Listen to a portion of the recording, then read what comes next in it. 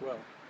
Of course, the year is 1968, and I do know that I was a junior that year in high school. It was the early evening hours, and of course, we are now in the information age, so we can't relate to the manner of news gathering back then.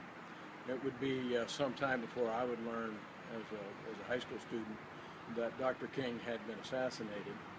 So the actual event, unlike the John F. Kennedy event, where we all have seen recorded images of John Kennedy being assassinated, that wasn't made available to us. I don't remember that.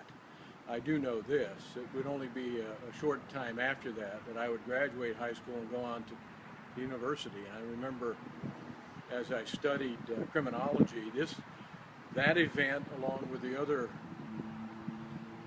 deaths of courageous young men in Mississippi and the Deep South, became very topical, and we studied not only the idea of protests and riots, but the reaction of traditional police to those types of events. And it was, I think, that the assassination of Dr. King was one of those pivotal moments where it had a unifying effect on the nation. It certainly had a unifying effect on me and my friends.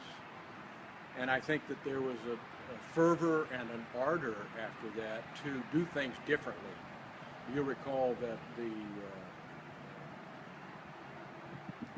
there was a great effort to study police during that whole period, right at the end of the 60s, early 70s. We had commissions that studied police reactions. There was, back in those times, there was an overuse of force, I believe, and it was much more brutal time. And that traditional policing would morph into reforms, into this evolutionary new policing style, which was much closer to the people, much less use of force. And I think Dr. King's assassination, along with a number of those other features surrounding that whole period, especially in Mississippi and Alabama. Remember, I studied in Tallahassee, Florida, FSU, so Tallahassee was a Deep South city, although I didn't witness any of that upset and that tumultuous time. As I say, it was being studied, and we were quite aware of it, and it helped to shape my whole vision of what I thought law enforcement ought to be, as opposed to what I was seeing images on TV. So I think a very important moment, shaping me personally, shaping me professionally. A very sad moment for the nation, and of course, only a month later, Bobby Kennedy would be assassinated. It was a very difficult time for the nation, but I believe it also had something of a unifying effect, not a healing effect, but a unifying effect, and the healing would come later.